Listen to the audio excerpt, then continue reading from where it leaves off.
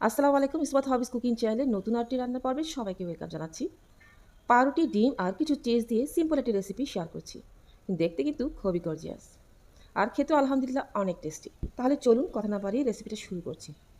একটি রুম টেম্পারেচারে রাখা ডিম নিয়ে নিলাম, কোয়ার্টার চামচ লবণ দিয়ে দিচ্ছি, আর সেই সাথে দিয়ে দিচ্ছি একটি বড় সাইজের মিহি কুচি করা কাঁচামরিচ আর একটি মিডিয়াম সাইজের মিহি কুচি করা পেঁয়াজ।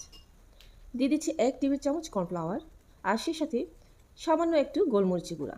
এই পর্যায়ে কিছু চিলি ফ্লেক্স আপনারা অ্যাড করে দিতে পারেন। একটা কাঁটা চামচের সাহায্যে সব কিছু একটু মিশিয়ে নিলাম। এবার লাগছে মোজারেলা চিজ।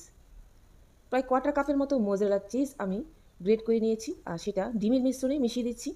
তো আমি পাউরুটি নিয়ে নিলাম, পাউরুটি 4-5টা কেটে ফেলে দিচ্ছি। আবারও মাঝখানটা কেটে নিচ্ছি, আপনারা পছন্দ অনুযায়ী শেপে কেটে নিতে পারেন। ডিমের মিশ্রণটা দিয়ে দিচ্ছি পাউরুটি স্লাইসের উপর।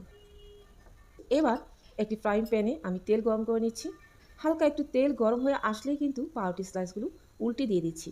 যে পাশে আমি ডিমের মিশ্রণটি দিয়েছিলাম প্রথমে সেই অংশটি রাখবো। প্রায় 1 মিনিটের মতো অপেক্ষা করছি আর এই পর্যায়ে চুলার আঁচ মিডিয়াম লোতে রয়েছে।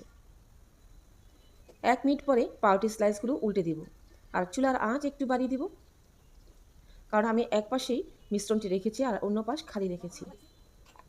অন্য পাশটি প্রায় 1 মিনিটের মতো ভেজে নিয়ে আবারও পাল্টে দিব। আর একটি পছন্দ মতো কালার এসে গেলে পাউরুটির টুকরোগুলো উঠিয়ে নিতে পারবেন। তো পাউরুটিগুলো কিন্তু ভাজা হয়ে গেছে, আমি তুলে রাখছি। আমার রেসিপিগুলো ভালো লাগলে অবশ্যই রেসিপিতে লাইক দিতে একদম ভুলবেন না। আর যারা আজকে নতুন ভিউয়ার্স, চ্যানেলটি সাবস্ক্রাইব করে পাশে থাকা অনুরোধ করছি। আর যারা ফেসবুক থেকে দেখছেন, পেজটিতে ফলো দিয়ে বন্ধু হয়ে পাশে থাকবেন। সবকটা ব্রেড ভাজা হয়ে গেছে, এই দেখুন স্ন্যাক্স তৈরি হয়ে গেল। এবার সার্ভ করার আগে কিছু অরিগানো ছড়িয়ে দিচ্ছি। আর চেষ্টা করবেন এই স্ন্যাক্সটি গরম গরম খেতে। ব্যাস, এই ছিল আমার আজকের রেসিপি। আশা করছি আপনাদের সহজ এবং ভালো লেগেছে। ইনশাল্লাহ নতুন কিছু নিয়ে খুব তাড়াতাড়ি আবারও দেখা হবে। ভালো থাকবেন সবাই আর আমার জন্য দোয়া করবেন। আল্লাহ হাফেজ।